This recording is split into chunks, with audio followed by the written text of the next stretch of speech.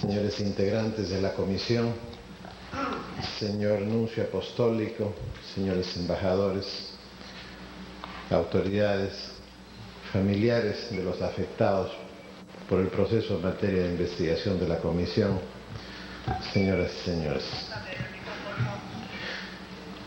Las acciones de la Comisión de la Verdad y de la Reconciliación en el Perú se dan en un tiempo especial. A diferencia de otras comisiones de la verdad y reconciliación que se han sucedido en nuestro mundo. Se dan, en primer lugar, a nivel interno, en una etapa postdictatorial.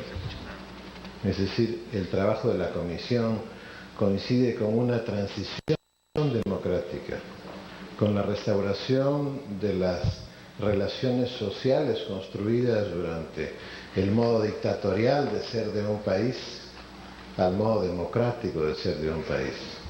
Eso significa un profundo cambio estructural.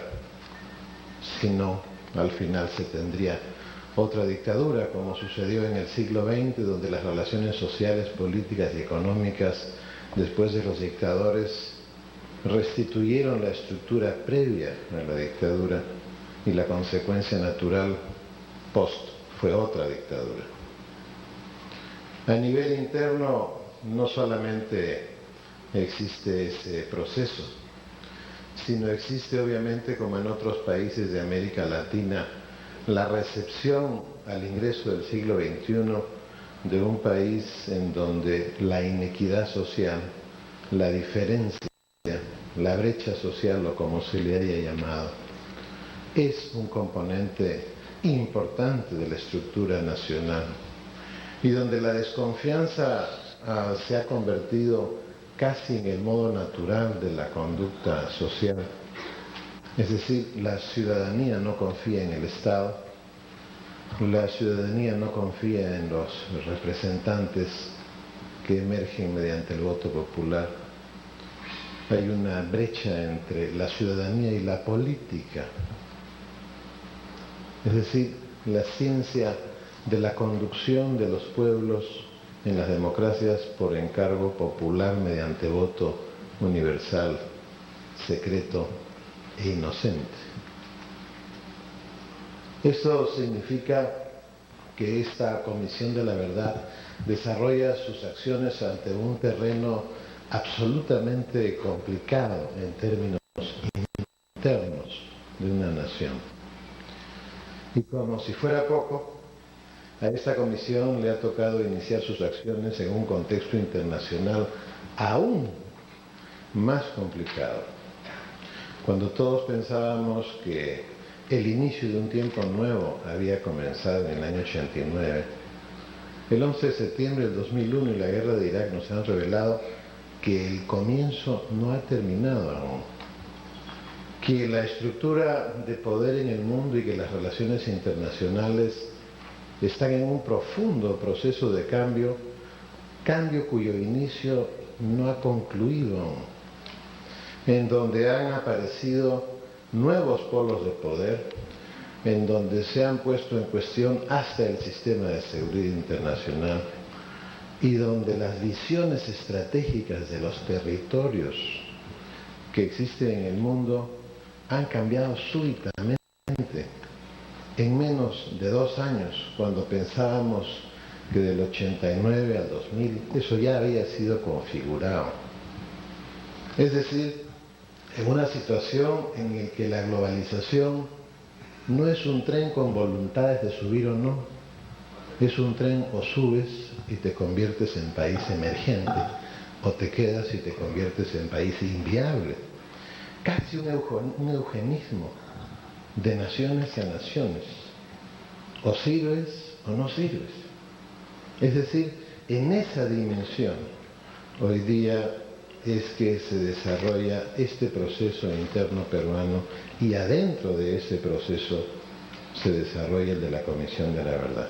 Y como si fuera poco, por primera vez en la historia de América Latina, los países se han reunido en el Cusco, en nuestro país, en nuestra patria querida, para tratar de construir una patria compartida en América Latina, con visiones comunes, con destinos comunes y con una estrategia común, asumiendo el rol que en ese nuevo contexto internacional le toca a las Américas y adentro de las Américas, América Latina. Y el consenso del Cusco es, como señala el propio documento, una alianza estratégica latinoamericana. Y veo como presidente del Consejo, congresista y como político, y como ciudadano simplemente amante de nuestra patria, con preocupación que los planteamientos que el presidente de Brasil y de México, representando y llevando la voz de todos los presidentes de América Latina, haya tenido poco eco en el grupo de los 8. Pareciera que aún los conductores del mundo todavía no percibieran este profundo cambio en donde la injusticia social pareciera ser uno de los incentivos más importantes para cambiar el cambio.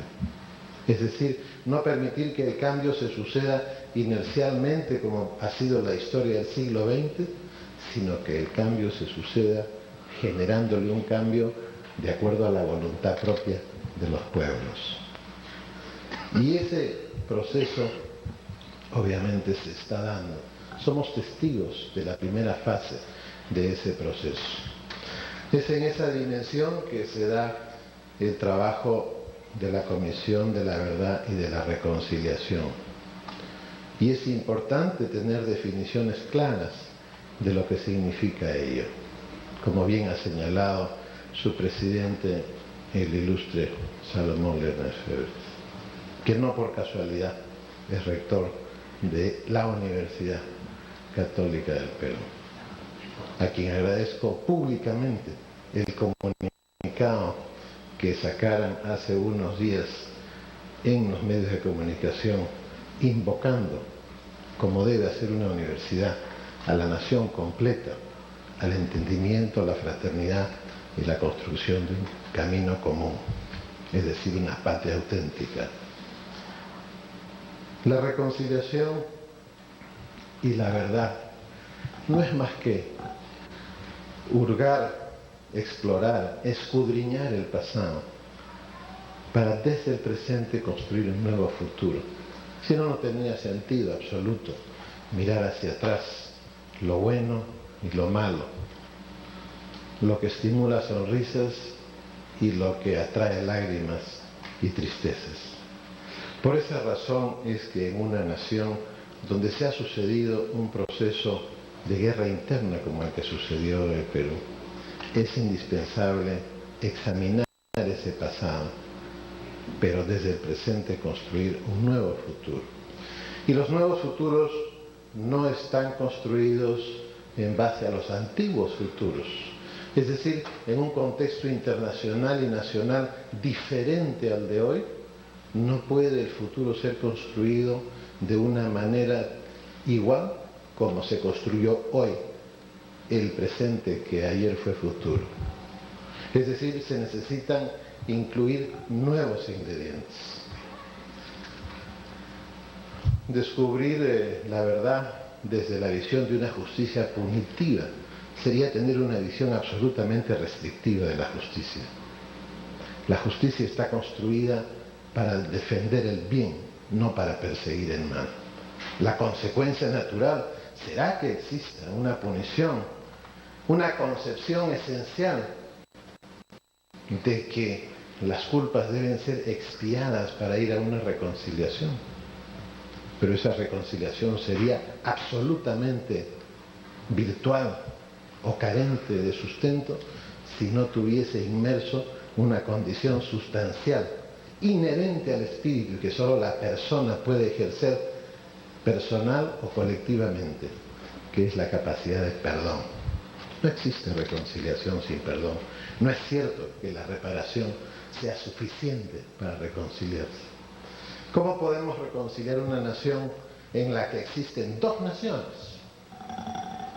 50 provincias urbanas que tienen 3/4 partes de la población, casi 3/4 partes de la generación del PBI y casi 3/4 partes del presupuesto público. y 144 provincias agropecuarias y rurales que tienen las pequeñas diferencias, donde la gente tiene hasta 90% de pobreza, donde el campesino tiene hasta 80% de necesidades básicas insatisfechas, donde la mortalidad infantil que recibimos de la dictadura estaba en ascenso, mientras se nos anunciaba que la general se reducía, donde a los pobres se les dijo que la salud costaba y se les multiplicó la pobreza para que quedaran excluidos. Eugenismo, obviamente eugenismo. ¿Puede haber realmente una reconciliación en una nación que vive así, que recibe eso del siglo XX? Obviamente no. Basta escuchar, y no me cansaré de citarlo sin hacerle propaganda al Banco Mundial, el libro Las voces de los pobres. Solo es de este tamañito, así chiquito, un libro chiquito, pero que tiene cada narración que es del tamaño del universo, en donde los pobres dicen lo que sienten sobre la policía, sobre la justicia, sobre las autoridades, sobre la política. Y realmente uno lee eso y le da vergüenza, vergüenza nacional de que haya gente que perciba así a su propia patria. Y esto no ha sucedido solo, ha sucedido porque nosotros hemos construido esa estructura social, económica y política. Y la Comisión de la Verdad y la Reconciliación es un instrumento para sacudir esta sociedad que pareciera ser indolente ante esa situación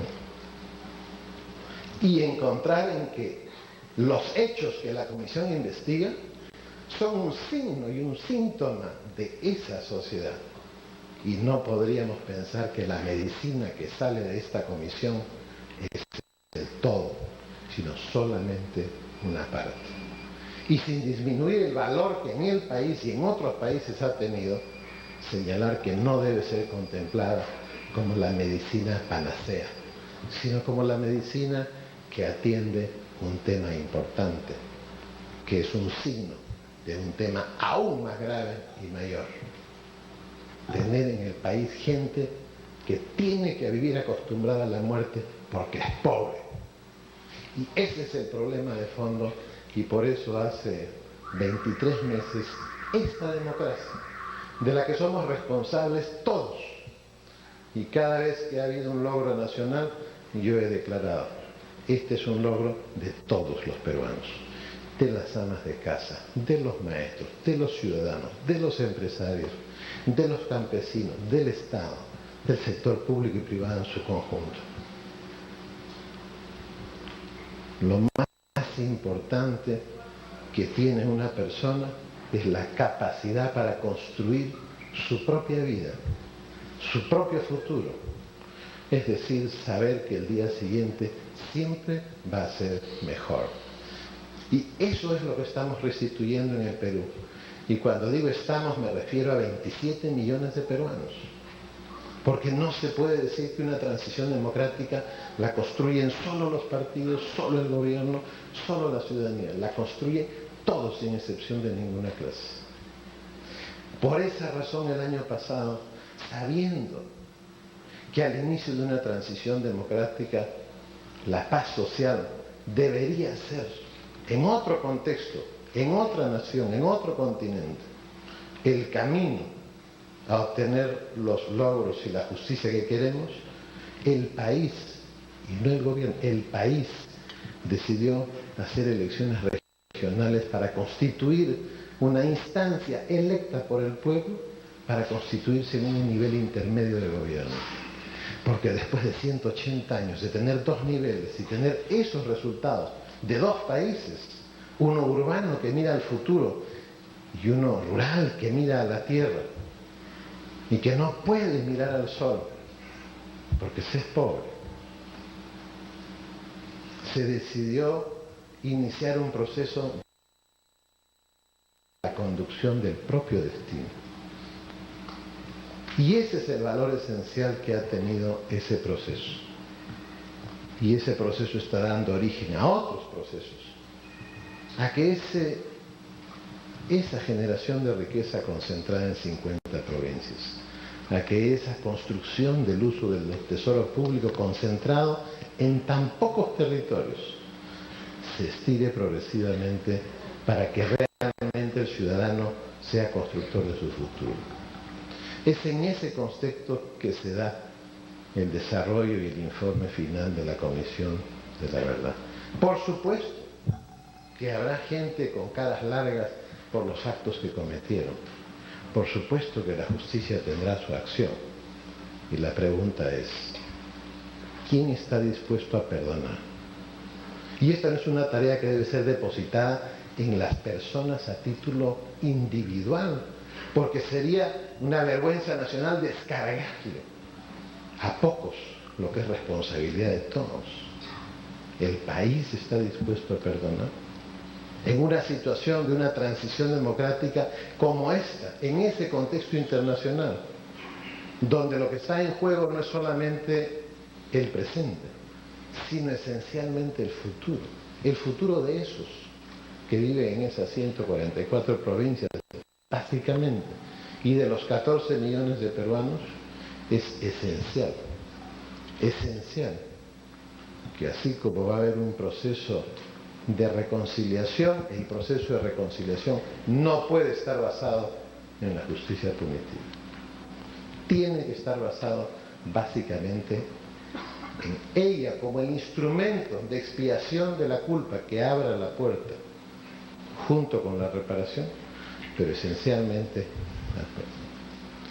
Por esas razones es que en la primera reunión que me tocó tener, y con esto concluyo, como presidente del Consejo de Ministros con la Comisión de la Verdad,